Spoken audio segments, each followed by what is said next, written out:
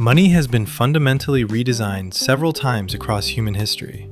Each redesign quietly created a specific class of winners and a specific class of losers, and in every case, the losers were the people who kept playing by the old rules without realizing the rules had changed. Right now, in 2026, you're operating inside the most recent version of money, and most of us learned how money works through everyday use without ever being taught the underlying logic.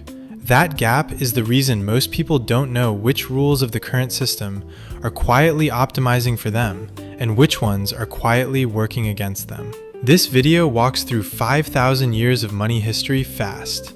Not because the history is interesting, although it is, but because the lessons hiding inside it are the most important wealth-building principles I know. By the end, you'll have 5 specific actions you can take this month to make sure you're on the winning side of the current version of money, instead of the losing one.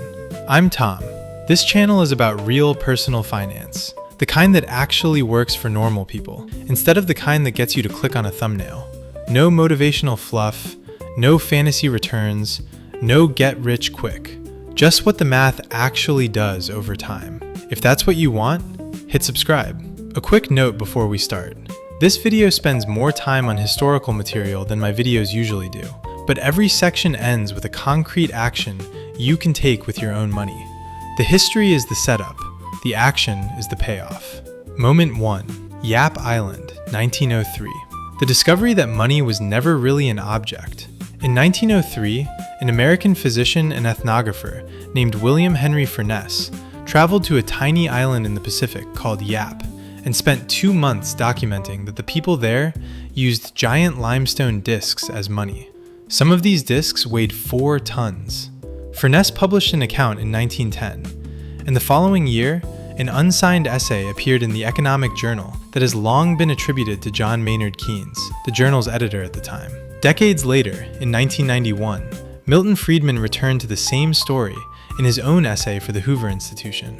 Keynes and Friedman disagreed about almost everything in economics, and they both independently concluded that the people of Yap understood something about money that modern economies had forgotten. The strange detail was this: the stones did not move when ownership changed. When someone on Yap bought something with a stone, the stone stayed exactly where it had always been.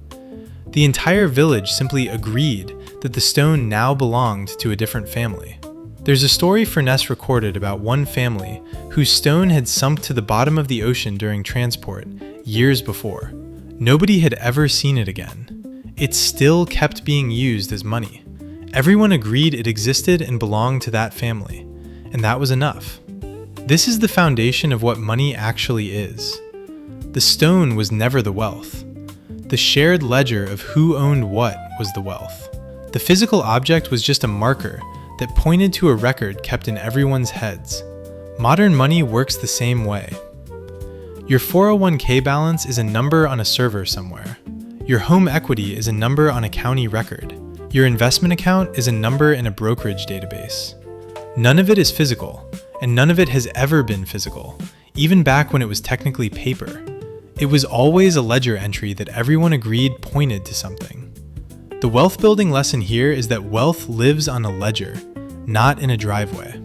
Most of the people I know who are quietly wealthy have boring cars and modest houses.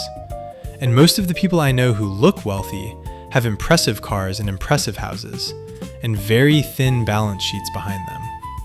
The action item from this moment in money history is to stop measuring your wealth by what's visible. Sit down once a month and update a single spreadsheet that has your accounts, your debts, and the difference between them. The number on that sheet is your wealth.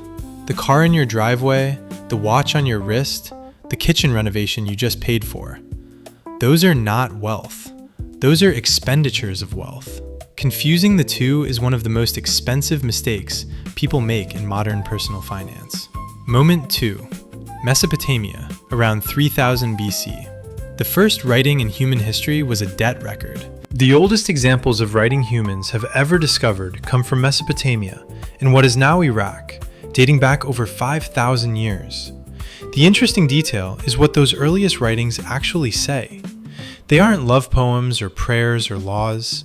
They are debt records, merchants writing down what people owed them, workers being credited for their labor, tools being borrowed with a promise to return after harvest, all of it scratched into clay tablets that you can still see today in museums in London and Berlin and Baghdad. Coins did not exist yet. The first coins wouldn't appear for another 2,700 years in Lydia, in what is now Turkey, around 600 BC. So for over 2.5 millennia, humans built cities, paid workers, and ran entire civilizations on nothing but recorded promises. The Mesopotamian system worked because it acknowledged something modern personal finance often pretends isn't true, which is that debt has been the basic operating system of money for as long as money has existed. Debt is not a modern problem or a moral failure. It is how the system has always functioned. The wealth building lesson here is that defaulting to fear of all debt is the wrong frame. The right frame is differentiating cheap debt from expensive debt. A 22% APR credit card balance is destructive debt because the cost of the money is higher than any reasonable return you can earn on the thing you bought with it. That balance compounds against you faster than your investments compound for you. A 6% fixed rate mortgage on a primary residence in a stable market is closer to neutral debt because the rate is below long-term equity returns, the asset typically appreciates, and the payment includes principal that builds equity over time. A 0% promotional financing offer on something you would have bought anyway, paid in full before the promotional period ends, is essentially free money. The action item from this moment is to actually rank your debts. Pull up your statements this weekend. Write down every debt you have. Write down the interest rate next to each one, and sort the list from highest to lowest. Anything above roughly 10% should be the next target for elimination, ahead of almost any other financial priority. Anything in the 4 to 7% range can usually be carried, while you simultaneously invest at expected returns above that. The Mesopotamians understood that debt was a tool, not a moral category. 5,000 years later, that's still the right frame. Moment 3. Song Dynasty China, around 1000 AD. The first paper money, and the first lesson in why the unit of measurement matters. 1,000 years ago, in Sichuan province in China, merchants invented paper money. The reason was practical. Local currency at the time was made of iron, which was heavy and low value, and serious trade required carrying impractical amounts of metal across the empire. So merchants started leaving their iron with trusted local shops, getting paper receipts, and trading the receipts instead. Lighter, faster, harder to rob on the road. Ordinary people solving an ordinary problem.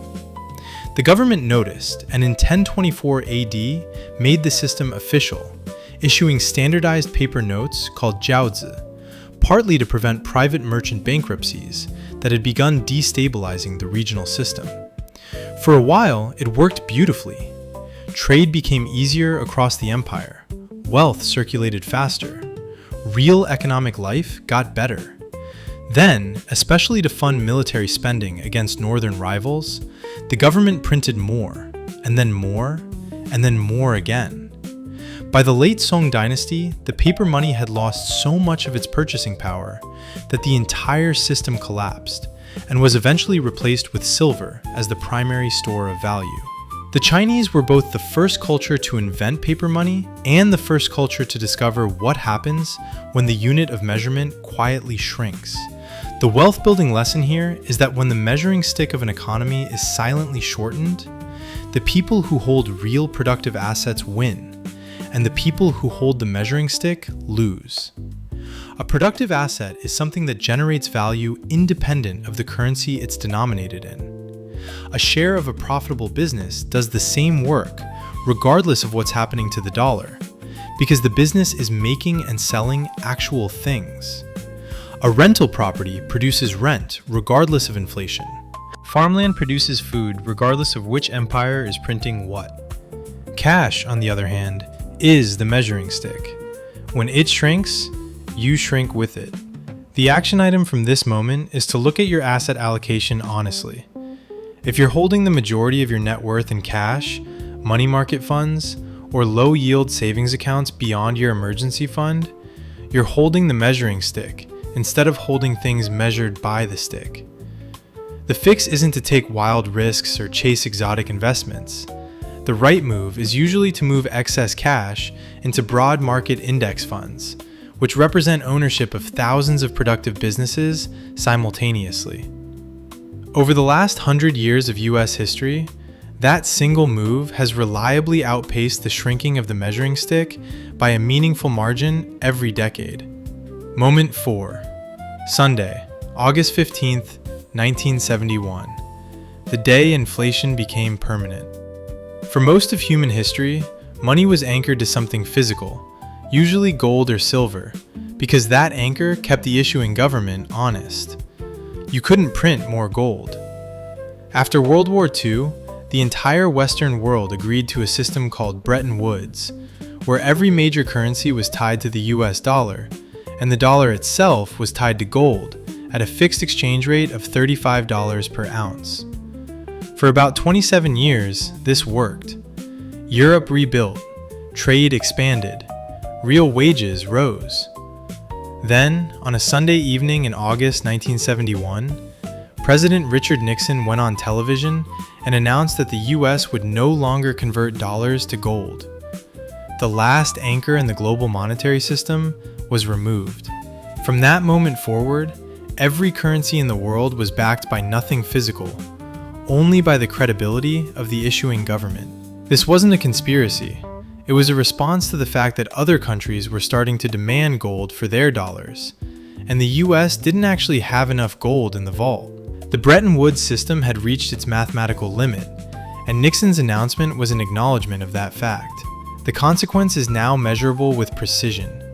Per the Bureau of Labor Statistics CPI inflation calculator, $100 in August 1971 has the purchasing power of approximately $785 today. The reverse framing makes the lesson hit harder. If you had stashed a $100 bill under your mattress in 1971 and pulled it out today, the bill would still say $100, but it would buy what about $12.75 used to buy back then. The number on the bill stayed the same. The purchasing power dropped by about 87% over 55 years. This is not a flaw in the system. It's a feature of the system. Every major central bank in the world now openly targets about 2% inflation per year, because a small amount of inflation makes debt easier to repay and discourages people from hoarding cash instead of investing it. The system is doing exactly what it was designed to do. The wealth building lesson here is that inflation is the default, not the exception. Any financial plan that assumes the dollar will hold its value over 30 years is mathematically wrong. The correct planning frame is real returns, which means returns above inflation, not nominal returns. A certificate of deposit paying 4% in a 3% inflation environment is earning you 1% in real terms. The S&P 500's long-term nominal return of about 10% works out to about 7% real after inflation. That 7% real return, compounded over a working life, is what actually builds wealth. The action item from this moment is to start thinking in real returns instead of nominal returns. When someone tells you about an investment that earns 5%, ask yourself what inflation is, subtract, and decide if the difference is worth the risk and the lockup period. Moment 5. Today. The system you're actually operating in. Modern money is even stranger than the Song Dynasty paper experiment, and most people don't know how it actually works. When you walk into a bank and sign a $300,000 mortgage, the bank doesn't reach into a vault of other people's deposits and hand you the money. The bank types $300,000 into your account at the moment you sign the loan.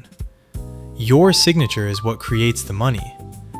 The bank's promise to collect repayment from you, plus interest, is the asset on their balance sheet that balances against the new deposit they just created. This was confirmed in plain language by the Bank of England in a 2014 research paper called Money Creation in the Modern Economy, which explained that in modern fiat economies, The vast majority of money in circulation is created by commercial banks through lending, not by central banks or governments printing currency. The companion paper documented that in the UK case specifically, about 97% of the money held by the public exists as commercial bank deposits rather than physical currency. I want to be clear about the framing here, because this can sound conspiratorial if you read the wrong sources, and it isn't. This system has problems, and it also creates enormous productive capacity. The mortgage that the bank creates from nothing is the same mortgage that builds the house your family lives in for 30 years. The business loan creates the small business that employs your neighbor. The credit line lets a startup hire its first 10 employees. The money creation is what makes modern economies grow faster than ancient ones. The system works. It just works in specific ways. And the wealth building question is which side of those mechanisms you want to be on. There are 3 positions in this system. The first position is the saver, who holds primarily cash and short-term instruments. In a system where the unit of measurement quietly shrinks every year, this position works against you mathematically. The second position is the borrower of expensive consumer debt, credit cards, payday loans, high-interest personal loans for non-productive purchases. In a system where bank-created money is being lent to you at 20+% interest, this position destroys you faster than any other financial decision available to an individual. The third position is the owner of productive assets, financed by a reasonable amount of low-cost debt. Think of the homeowner with a 6% mortgage on a primary residence that's appreciating at 3% a year, or the index fund investor, whose portfolio of business ownership compounds at 7% real over decades, or the small business owner, whose enterprise produces income that scales independent of any single paycheck. The third position is the only one that benefits from the way modern money actually works. The wealth-building lesson here is that the system isn't rigged against you, but it does reward specific behaviors and punish others. The action item from this moment is to honestly assess which of the 3 positions you're currently in. If most of your net worth is in cash or near cash beyond your emergency fund, you're in position 1 and quietly losing ground to inflation each year. If you're carrying significant balances on credit cards or other expensive consumer debt, you're in position 2, and the damage is compounding faster than any savings you're doing. If you own a primary residence with a manageable mortgage, contribute meaningfully to a 401k or IRA invested in broad market index funds, and avoid high-interest consumer debt, you're in position 3, and the system is actually working for you, slowly but reliably. The pattern and what to do this month. If you look across all 5 of these moments in money history, the same pattern emerges. Money has always been a shared agreement, never a physical object. Debt has always been part of how the system works. The unit of measurement can and does shrink. The system rewards owners of real productive assets and punishes holders of the measuring stick. Every time, across every culture and every era. None of this is hidden or secret. It's just that the rules don't get taught clearly anywhere, so most people learn them by experiencing the wrong side of them first. The 5 actions I gave you fit together. Update a single net worth spreadsheet monthly. Rank your debts by interest rate and target the expensive ones. Move excess cash beyond your emergency fund into broad market index funds. Plan in real returns, not nominal ones. Honestly assess which of the 3 positions you're in and move toward position 3.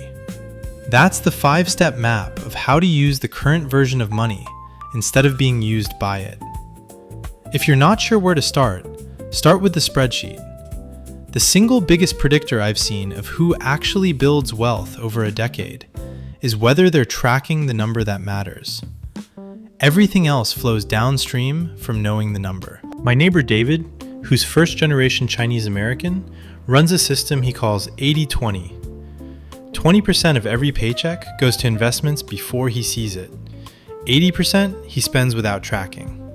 He drives a dented 2014 Honda Accord, and his net worth is well in the 7 figures.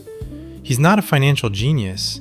He just happens to be playing position 3 of the current version of money, while most of his coworkers are oscillating between position 1 and position 2, and wondering why they don't seem to be getting anywhere. The 5,000 years of money history I just walked through is, in a way, just an elaborate explanation of why David's quiet, boring system works and most other systems don't. Drop a comment with which of the 5 moments hit you hardest, or which of the 5 action items you're going to actually do this month. I read every comment and I'll reply to as many as I can. And if you want me to walk through the specific sequence of moves to actually transition from position 1 or 2 toward position 3, the order to do things in over the next 12 months for someone starting at different income levels, hit subscribe because that's the next video. I'll see you in the next one.